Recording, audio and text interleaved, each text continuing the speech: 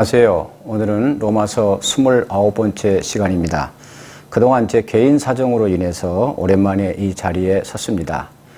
오늘부터 로마서 8장을 시작하겠습니다. 오늘 본문은 로마서 8장 1절로부터 4절, 그리고 제목은 결코 그리스도 안에 있는 자는 하나님으로부터 정죄함이 받지 않는데 그 이유와 근거가 무엇인지라는 제목을 가지고 함께 은혜를 나누고자 합니다. 먼저 제가 오늘 본문을 읽겠습니다. 로마서 8장 1절로 4절 말씀입니다. 그러므로 이제 그리스도 예수 안에 있는 자에게는 결코 정죄함이 없나니 이는 그리스도 예수 안에 있는 생명의 성령의 법이 죄와 사망의 법에서 너를 해방하였습니다. 율법이 육신으로 말미암아 연약하여 할 수 없는 그것을 하나님은 하시나니 곧 죄로 말미암아 자기 아들을 죄 있는 육신의 모양으로 보내어 육신의 죄를 정하사 육신을 따르지 않고 그 영을 따라 행하는 우리에게 율법의 요구가 이루어지게 하려 하심이라. 아멘. 로마서를 연구하시는 분들은 로마서는 신약 성경의 중심이며 그 중에서 로마서 8장은 로마서의 중심이라고 말합니다. 그러므로 로마서 8장은 신약 성경의 중심이라고 할 수 있습니다. 로마서 8장이 차지하는 위치가 신학적으로 중요하기 때문일 것입니다. 로마서 8장에는 다른 어느 곳에서보다 성령, 영, 이 푸니마라고 하는 단어가 많이 등장합니다. 이 성령의 사역에 대한 내용이 반복적으로 언급되어 나오기 때문입니다. 우리 그리스도인들은 예수 그리스도로 말미암아 장차 주님이 재림하시면 새로운 신령한 몸을 입고 영혼이 주님과 함께 천국에서 영생 복락을 누릴 것을 확신하며 소망 가운데서 살아가는 존재입니다. 그럼에도 우리가 육신을 입고 이 땅에 사는 동안 마음으로는 하나님의 법을 즐거워하며 그 말씀에 순종하려고 하지만 아담의 타락 이후 타락의 속성을 지니고 태어난 우리 인간은 연약한 육신으로 말미암아 여전히 죄의 법을 따라 살아가는 우리 자신의 모습을 종종 보게 됩니다. 그렇다면 우리는 일생 동안 죄에게 지기만 하면서 살아야 하는가라는 질문을 가지게 됩니다. 그 대답은 결코 아니다입니다. 사도 바울은 바로 로마서 8장에서 예수 그리스도로 말미암아 죄와 사망의 법으로부터 우리 성도들이 해방이 되어 승리와 소망의 삶을 살아갈 수 있음을 선언하고 있기 때문입니다. 특별히 오늘 본문은 그 길이 무엇인지를 지금 밝히고 있습니다. 먼저 오늘 1절 말씀을 먼저 보겠습니다. 그러므로 이제 그리스도 예수 안에 있는 자에게는 결코 정죄함이 없나니. 로마서 8장은 그러므로라는 접속사로 시작하고 있습니다. 이 그러므로라는 접속사는 앞뒤 문장을 이어주는 역할을 하고 있습니다. 그렇다면은 이 1절에 그러므로라는 접속사가 앞에 어느 부분하고 연결되느냐에 대해서 좀 좁게 해석하는 보는 견해도 있고 넓게 해석해서 로마서의 본론이라고 할 수 있는 1장 18절부터 7장 마지막 절까지 그 얘기했던 그 모든 것을 하고 연결된다라고 보는 견해가 있습니다. 아무튼 이 그러므로라고 하는 것은 예수님이 십자가에서 죄인들을 위해 대속의 죽임을 당하시고 또 장사 지낸 바 되었다가 다시 부활하신 그 모든 일련의 죄인인 나를 위해서, 우리를 위해서 하나님께서 세우신 그 구속의 사건임을 받아들이고 믿음을 통해서 예수 그리스도와 내가 연합함으로써 구원에 이르도록 하나님께서 길을 마련해 놓으셨으므로 그러므로입니다. 사도 바울은 이러한 그러므로를 전제로 이제 그리스도 안에 있는 자에게는 결코 정죄함이 없다고 선언하고 있습니다. 로마서 8장 2절부터 8장 39절 마지막 절까지는 바로 이 1절 선언물에 대한 해설이라고 해도 과언이 아닐 정도로 로마서 8장 1절 말씀은 예수 그리스도의 복음의 핵심입니다. 예수 그리스도의 복음이라고 하는 것은 모든 믿는 자에게 구원을 주시는 하나님의 능력이 되기 때문입니다. 결코 정죄함이 없다라는 말은 하나님 심판대 앞에 섰을 때 지옥으로 떨어지는 유죄 판결을 받지 않는다는 의미입니다. 여기서 한 가지 우리가 유념해야 할 것은 그리스도 안에 있는 성도라 할지라도 어느 한순간 하나님의 뜻을 거슬러 죄를 범하거나 잘못된 그릇된 길로 갈 수 있다는 것입니다. 죄성을 가진 연약한 인간이기 때문입니다. 이때 하나님께서는 그 성도가 이미 그리스도 안에 있는 하나님의 자녀이기 때문에 징계는 하시되 한순간에 허물이나 범죄로 인해서 그 사람을 버리지 않으신다는 말씀입니다. 이것은 마치 무엇과도 같으냐 하면 비록 자식이라 할지라도 때론 부모의 뜻을 거역하고 불순종하는 경우가 있습니다. 그렇다 할지라도 그 부모는 자식을 결코 버리지 않습니다. 다만 자식을 야단치고 때론 회초리로 징계를 하는 것과 같다 하는 것입니다. 그렇다면 그렇게 하나님의 자녀된 백성이 하나님의 뜻을 거스리고 잘못을 했을 때 하나님이 징계를 내리시는데 그 하나님의 징계의 방법은 다양하게 나타날 수가 있습니다. 각 사람에 따라서, 상황에 따라서. 그래서 어떤 사람에게는 경제적으로 궁핍한 상태로 이르게 하거나 또는 어떤 사람에게는 질병을 통하여 또는 어떤 일을 실패하도록 하심으로 그가 자기의 잘못을 깨닫고 돌이켜서 회개하도록 이끄신다는 겁니다. 여기서 우리가 좀 구분해야 할 것이 있습니다. 하나님이 성숙한 하나님의 백성으로 인도하시기 위해서 연단이라는 것이 있습니다.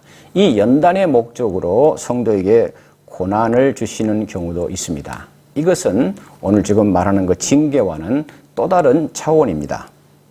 아무튼 그리스도 예수 안에 있는 자는 하나님의 자녀이기 때문에 잘못을 했을 경우 하나님의 징계를 받을지언정 결코 정죄함이 없다. 정죄. 이 정죄라는 것이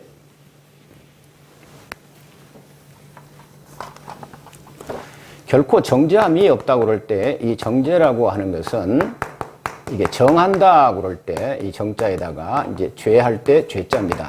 그러니까 죄를 정해서 이제 심판하신다 그런 뜻입니다. 그리스도 예수 안에 있는 자에게는 결코 정죄함이 없다. 그런데 여러분 이 죄라고 하는 것 성경에 의하게 되면은 이 죄의 본질이 무엇인가 하는 겁니다. 죄의 본질이 바로 로마서 1장에 의하게 되면은 그리고 여타 성경에 의하게 되면은 죄라고 하는 것은 바로 하나님과 그리고 하나님께서 보내신 그의 아들 예수 그리스도를 믿지 않는 것이 죄의 본질입니다. 그리고 우리가 소위 얘기하는 각종 불의, 성경에 말하는 여러 가지 그 죄악의 목록들이 많이 나옵니다. 그것은 바로 하나님을 믿지 않는 데서 오는 부수적인 그런 죄라고 할 수 있습니다. 아무튼 우리가 예수 그리스도 안에 있음으로 말미암아 하나님의 자녀된 백성은 잘못했을 경우에 하나님으로부터 징계를 받지만은 정죄함을 받지 않는다. 그렇기 때문에 우리가 늘 하나님의 보좌 앞에 나가서 그분과 교제할 수 있는 겁니다. 그렇다면 여기서 여러분 그리스도 예수 안에 있는 자라고 하는 사람은 어떠한 사람을 의미하는가? 대단히 중요합니다. 영생이냐 영벌이냐의 갈림길이 되기 때문입니다. 이것은 뒷부분에 가서 설명해 드리겠습니다. 자, 그렇다면은 예수 그리스도 안에 있는 자는 왜 정죄함을 받지 않으며 그 이유가 어디에 있는가에 대한 답변이 오늘 본문 2절과 3절이 지금 말씀하고 있습니다.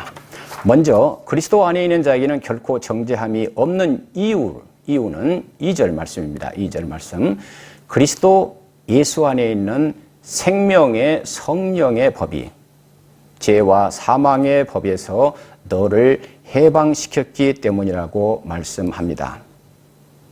자, 죄와 사망의 법에서 해방된 자는 누구가 아닙니다. 그리스도 안에 있는 바로 너라고 이렇게 성경은 말씀합니다. 바로 너. 그리스도 사망의 법에서 너를 해방시켰다. 단수로 나와 있습니다. 그저 교회에 다니는 사람이 아닙니다. 자주 말씀드립니다마는 믿음과 구원이라고 하는 것은 주님과 나와의 1대1 개념, 관계적인 개념, 단수 개념입니다. 너희들도 아니요, 우리들도 아닙니다. 너, 바로 나, 그리스도 안에 있는 나가 결코 정죄함을 받지 않는다는 말씀입니다. 2절 말씀은 죄가 너희를 주장하지 못하리니 이는 너희가 법 아래, 율법 아래 있지 아니하고 은혜 아래에 있다고 하는 로마서 6장 14절 말씀의 또 다른 표현이라고 할 수 있습니다. 단지 로마서 6장 14절에서 말하는 너희가 법 아래에 있지 않다. 이것이 바로 율법입니다.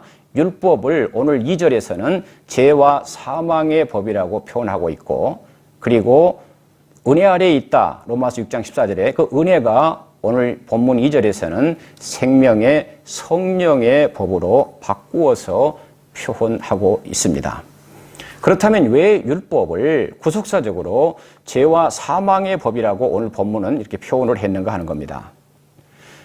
하나님께서 모세를 통해서 출애굽 이스라엘 백성들에게 율법을 주신 것은 이제는 너희들은 하나님의 언약의 백성이다. 그러니까 하나님의 언약의 백성답게 살 수 있도록 살아가도록 주신 율법, 계명, 각종 규례, 이것이 바로 율법입니다.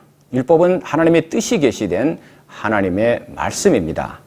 로마서 7장에서 말씀하신 대로 그래서 율법이라고 하는 것은 하나님의 말씀이기 때문에 율법 그 자체는 거룩하고 의롭고 선한 것입니다.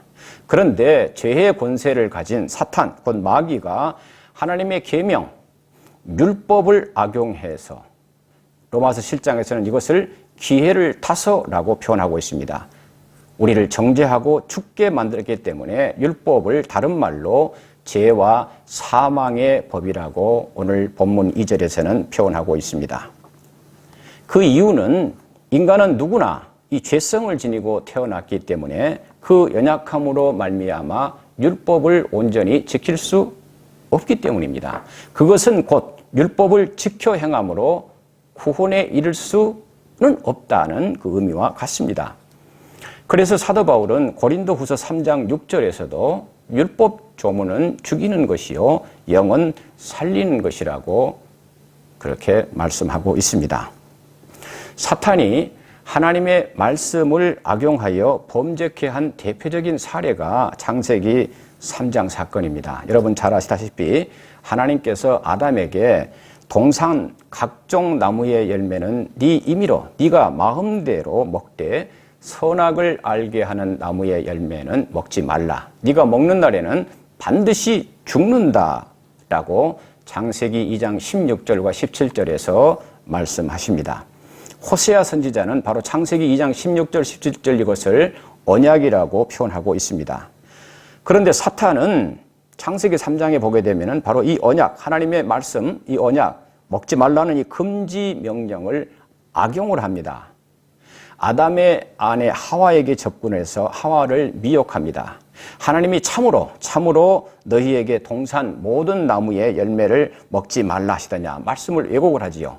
다 먹을 수 있대 오직 선악을 알게 하는 나무의 열매만 먹지 말라고 그랬는데 다 먹지 말라고 하더냐 하고 사탄이 지금 말씀을 왜곡합니다. 그러면서 선악을 알게 하는 나무의 열매를 먹어도 너희는 결코 죽지 아니한다.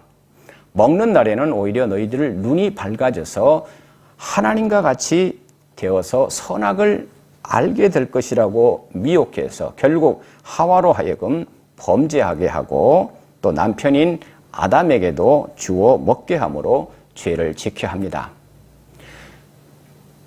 하와도 말씀을 이제 왜곡하는 것을 보게 됩니다. 아무튼 요즘에 이단 사이비들도 바로 하나님의 말씀을 왜곡해서 오히려 하나님의 백성을 잘못된 길로, 어둠의 길로 인도하는, 그래서 여러분 하나님의 말씀을 바르게 아는 것이 대단히 중요합니다.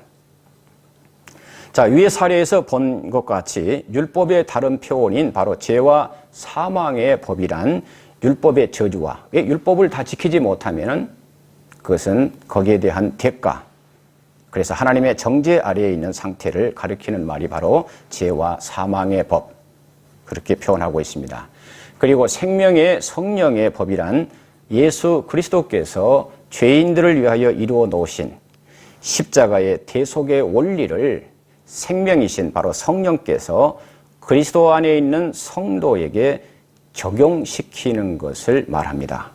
다시 말씀드리면 우리가 죄와 사망으로부터 해방될 수 있었던 근거는 그리스도 예수 안에 있는 속량, 바로 이 구속으로 말미암아 우리가 생명을 얻게 되었다. 이 구속의 은혜를 나에게 적용을 시켜서 바로 죄와 죽음으로부터 해방시켜 주시고 생명을 주신 분은 바로 성령이다 하는 겁니다.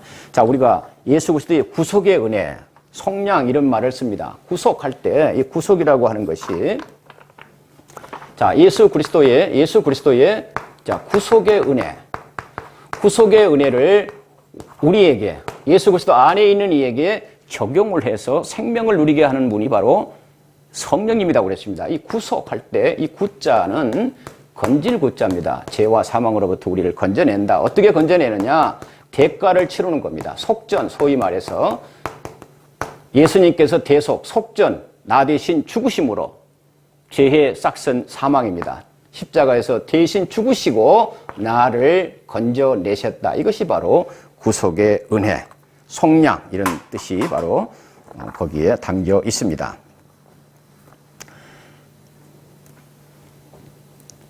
자, 그렇다면은 생명의 이 성령의 법이 어떤 방법으로 죄와 사망의 법에서 나를 해방시켰는가? 그 대답이 바로 3절 말씀입니다. 3절입니다. 율법이 육신으로 말미암아 연약하여 할 수 없는 그것을, 내 육신이 연약해서 할 수 없는 그것을 하나님은 하시나니 곧 죄로 말미암아 자기 아들을 죄 있는 육신의 모양으로 보내어 육신의 죄를 정했다. 율법은 우리로 하여금 죄를 깨닫게 하여서 정죄하는 일은 할 수 있지만 율법은 의롭다고 여겨주는 일, 즉 생명을 살리는 일은 하지 못합니다. 율법은 마치 깊은 저수지 뚝에 세워진 수용 금지 경고 표지판과 같습니다. 그럼에도 이를 어기고 어떤 사람이 그 물에 들어가서 수영을 하다가 지금 위험에 빠져 있습니다. 그럴 때 그 경고 표지판이 그 위험에 빠진 자를 건져낼 수 없는 것과 같은 것이 바로 율법이다 하는 겁니다. 그러므로 율법은 우리를 하나님의 영광에 이르게 해주지를 못한다 하는 겁니다. 자, 3절 상반전에 보시게 되면은 육신으로 말미암아 연약하여 할 수 없는 이라는 말씀은 바로 우리 인간은 죄를 범하기 쉬운 연약한 육신으로 말미암아 율법의 요구를 따라주지를 못한다. 율법의 그 요구를 이루어지게 할 수 없다는 의미입니다. 그런데 그것을 하나님은 하신다라고 3절 중반절에 말씀합니다. 그렇기 때문에 우리가 생명을 얻을 수 있는 방법은 하나님이 행해 주신 것을 믿는 일입니다. 믿는 일. 하나님께서 행해 주신 것은 바로 자기 아들 독생자 예수 그리스도를 통해서 대속의 죽음, 구속에 통해서 나를 구해 주셨다. 하나님은 하셨다. 곧 죄로 말미암아 자기 아들을 죄에 있는 육신의 모양으로 보내어 육신의 죄를 정했다라고 말씀합니다. 하나님께서 당신의 독생자 예수 그리스도를 인간의 몸을 입게 하여 이 땅에 보내셨다는 것입니다. 그렇게 하신 이유는 육신의 죄를 정하시기 위해서라고 말씀합니다.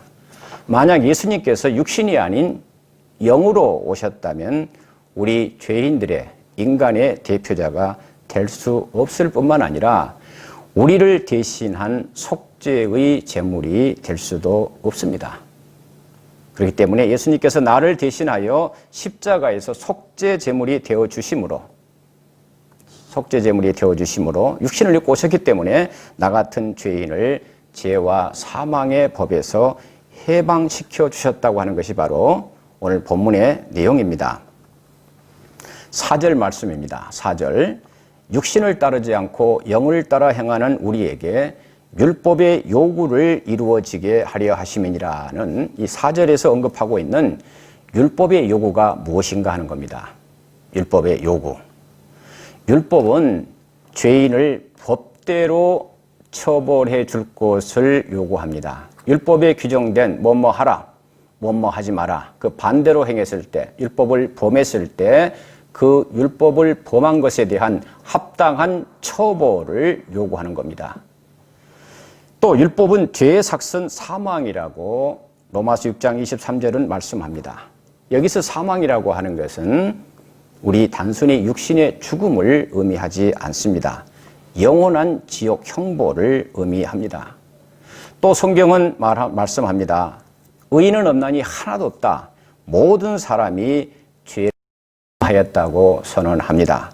그러므로 율법의 요구대로라면 그 누구도 외회 없이 아담 이후 모든 사람은 사망 가운데 놓여 있습니다.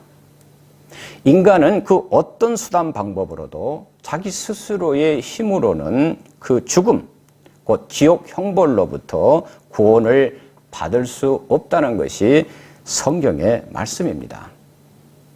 그런데 하나님께서는 어떻게 하셨습니까? 율법의 요구를 일부러 무시하고 받아들이지 않으셨습니까? 하나님은 절대 주권자이십니다. 그렇다고 해서 전행자는 아닙니다. 하나님 당신께서 제정하신 법이라고 해서 당신 마음대로 하지 않으십니다.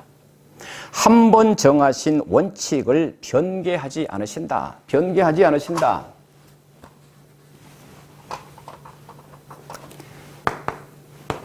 변개하지 않으신다. 그 말은 이제 변화, 그다음에 고친다. 변화하고 고친다. 변화시키고 고친다. 이렇게 하는 분이 하나님은 아니시다. 그 말씀입니다. 아니시다.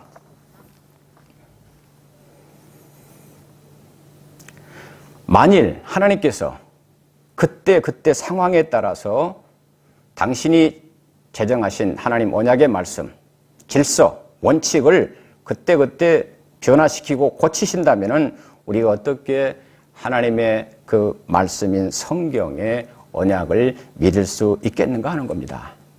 당신의 백성에게 언약하신 것은 반드시 지키시고 실행하신 분이 바로 하나님이심을 성경은 증언하고 있습니다. 여러분 잘 아시다시피 다니엘서 6장에 보게 되면은 다니엘은 어린 나이 10대 때 바벨론 포로로 다니엘과 그 세 친구가 포로로 잡혀갑니다.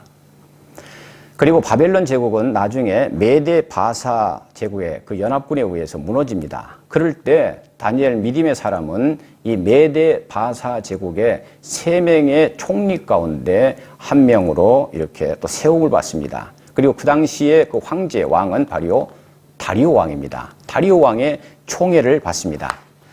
그런데 다니엘을 시기한 그 동료 관료들이 어떻게 하면 다니엘을 제거할 것인가 모의를 하게 됩니다. 그리고 그들이 짜낸 그 모의가 무엇이냐 그러면은 왕으로 하여금 황제 숭배에 관한 내용이 기록된 금령을 제정해서 왕으로 하여금 그 조서에 왕의 도장을 찍도록 왕을 설득해서 다리오 왕은 거기에 그 음모를 알지 못한 채 왕의 도장을 꽝 찍어서 금령을 선포합니다. 그 금령의 내용은 뭐냐 하면은 앞으로 30일 동안 황제, 우리 다리오 왕, 황제 이외에 그 어떤 신이나 사람에게 구하면은 사자굴에 던져 넣는다. 그런데 다니엘은 어떻습니까? 그 모든 것을 알면서도 평소와 같이 집에 돌아와서는 예루살렘을 향하는 창문을 열고 하루 3번씩 하나님 앞에 기도합니다. 하나님께 감사 기도를 올립니다. 그리고 그것은 당연히 황제 예에, 왕 예에 하나님께 구했기 때문에 바로 이 금령에 저축이 됩니다. 바로 이제 어긋났기 때문에, 범했기 때문에 이제 하나님께 간언하는 겁니다. 왕에게 간언하는 겁니다. 그 모의자들이, 그 모의에 가담했던 참소자들이 바로 왕이여 메대와 바사의 규례를 아시거니와 왕께서 세우신 금령과 법도는 고치지 못할 것입니다. 왜 이런 말이 나왔냐 하면은 다리오 왕은 바로 다니엘 총리를 총애했기 때문에, 사랑했기 때문에 어떻게 해서든지 사자굴에 던져지지 않고 그 생명을 구하려고 했기 때문에 그 참소자들이 이렇게 그 규례를 가지고 왕이 변경하지 못하도록 만듭니다. 그래서 결국에 다니엘은 사자굴에 던져지게 되고 하나님께서 사자의 입을 막으심으로 다니엘은 상처 하나 입지 않고 그대로 살아나게 되고, 대신 참소자들은 그들의 처자들과 함께 사자굴에 던져져서 사자들의 밥이 되고 마는 것을 우리가 다니엘서 6장을 통해서 보게 됩니다. 이렇게 사람들이 제정한 법도 함부로 변경할 수가 없습니다. 하물며 우주 만물을 창조하시고 원리와 법칙, 질서를 부여하신 하나님께서야 더할 나위가 없습니다. 의로우신 재판장이신 하나님은 율법의 요구를 묵살하거나 폐하실 수 없다는 말씀입니다. 왜냐하면 하나님은 우리 죄인들을 불쌍히 여기시는 사랑의 하나님이시지만 또한 공의의 하나님이시기 때문입니다. 전지전능하신 하나님께서는 이미 세상 창조 이전에 그리스도를 준비해 놓으셨다고 베드로전서 1장 20절은 말씀하고 있습니다. 하나님께서는 마침내 때가 되어 우리의 죄로 말미암아 자기 아들 예수 그리스도를 죄 있는 육신의 모양으로 이 땅에 보내셔서 육신에다가 죄를 정하시고 당신의 아들 예수 그리스도를 십자가에서 대속의 제물로 우리의 죄값을 치르게 하심으로 율법의 요구를 충족시켜 주셨다고 하는 것이 바로 3절과 4절 말씀입니다. 로마서 5장 10절은 이렇게 말씀합니다. 우리가 원수 되었을 때에 그의 아들의 죽으심으로 말미암아 하나님과 화목하게 되었은즉, 하나님은 하나님을 배신한 배은 망독한 자, 그 마음에 하나님 두기를 싫어하는, 그래서 하나님과 원수된 죄인들을 위해서 그 죄값으로 자기 아들을 대신 내어주신 하나님의 은혜와 사랑을 참소자 사탄도 놀랐을 것입니다. 다시 한번 4절 말씀을 보겠습니다. 육신을 따르지 않고 영을 따라 행하는 우리에게 율법의 요구를 이루어지게 하려 하심이니라. 이 4절 말씀은 하나님께서 당신의 아들을 육신의 모양으로 보내셔서 죄인들을 위한 대속제물이 되게 하신 것은 육신을 따라서, 우리 타락한 육신의 본성을 따라서 살아가지 않고 성령을 따라서 행하는 우리에게 또 다른 차원의 율법의 요구를 이루어지게 하려는 목적이 있다는 말씀입니다. 본문에서 육신이라고 하는 헬라어 사르크스라는 말은 타락한 본성을 의미합니다. 따라서 육신을 따르는 삶이라고 하는 것은 하나님의 말씀과 그분의 사랑과 은혜가 지배하는 삶을 따라 살아가지 않고 타락한 인간의 본성을 따라서 자신의 소욕대로 자신이 삶의 주인이 되어 살아가는 삶을 의미합니다. 한마디로 하나님이 없는 삶입니다. 우리가 예수 그리스도를 믿음으로 그분과 연합함으로써 하나가 됨으로써 타락한 본성을 지닌 우리의 옛사람이 죽었기 때문에, 이미 로마서에서 우리가 다 보았습니다. 그동안에 이제 그리스도 안에 있는 자는 육신을 따르지 않고 우리 가운데 함께 하시는, 나와 함께 하시는 바로 성령을 따라 행할 때 육신으로는 이룰 수 없는 율법의 모든 의로운 요구를 이룰 수 있다. 그런데 이것이 전제가 있습니다. 이미 예수 그리스도께서 대속의 십자가 죽음을 통해서 율법의 요구, 죄의 삭은 사망이라고 그랬습니다. 이 죄인들을 위한 삭을 지불했다. 율법의 요구를 이미 이루셨습니다. 이 바탕 위에 그분과 우리가 연합이 됐기 때문에 이제는 육신의 소욕대로 살지 않고 바로 성령을 따라서 행하면서 살아갈 때 하나님의 그 뜻인 바로 율법의 모든 의로운 요구를 이루어 갈 수 있다. 그 말입니다. 성령은 바로 예수 그리스도께서 이루어 놓으신 하나님의 구원의 원리를 그리스도 안에 있는 자에게 적용시켜 주시는 분이기 때문에 그렇습니다. 여기서 성령을 따라 행한다 그럴 때 이 행함이라고 하는 것은 헬라어로 현재 시제로 기록이 되어 있습니다. 이 헬라어 현재 시제라고 하는 것은 일회성으로 끝나는 게 아닙니다. 우리가 이 땅에 육신을 입고 있는 한 믿음 안에서 계속적으로 행하고 있음을 의미합니다. 이것이 바로 하나님께서 독생자 예수 그리스도를 우리에게 보내신 궁극적인 목적이라는 의미가 우리에게 율법의 요구를 이루어지게 하려 하심이라는 말씀입니다. 이제 말씀을 마무리하겠습니다. 지금까지 우리는 그리스도 예수 안에 있는 자에게는 결코 정죄함이 없다. 그 이유와 근거에 대해서 살펴보았습니다. 그리스도 예수 안에 있는 자만이 정죄함이 없습니다. 그 사람만이 하나님의 자녀입니다. 여기서 여러분 예수 그리스도를 믿는 자라고 안 그랬습니다. 그러지 않았습니다. 그리스도 예수 안에 있는 자라고 분명하게 말씀했습니다. 그 사람만이 구원받은 하나님의 자녀. 그래서 그리스도 안에 있는지의 여부가 영생과 영벌의 기준이 됩니다. 그럼 그리스도 안에 있는 자는 어떤 사람인가 하는 겁니다. 교회에 나와서 세례받고 예배에 참석하고 각종 교회 봉사활동에 참여하면서 집사, 권사, 장 또는 신학교육을 받고 목사 직분을 받은 사람이 그리스도 예수 안에 있는 사람인가 하는 겁니다. 성경은 그렇게 말씀하고 있지 않습니다. 예수님께서는 마태복음 7장에서 나더러 주여 주여 하는 자마다 다 천국에 들어갈 것이 아니요 다만 하늘에 계신 내 아버지의 뜻대로 행하는 자라야 들어가리라고 말씀합니다. 이러한 점에서 예수 그리스도 안에 있는 자라고 하는 사람은 어떤 사람인가? 먼저 예수 그리스도를 나의 구주로 고백하고 그리스도를 통하여 이루어 놓으신 일련의 구속의 사건이 십자가 사건과 부활 이런 사건이 바로 나를 위한 사건임을 받아들이고 그리고 하나님의 말씀인 성경을 절대 가치로 순종하고 행하며 범사에 예수 그리스도를 닮아가는 삶을 살아가는 자, 이것이 바로 하나님의 뜻이기 때문입니다. 이 사람이 바로 예수 그리스도 안에 있는 자다. 예수 그리스도와 연합한 자가 바로 그리스도 안에 있는 자다 하는 겁니다.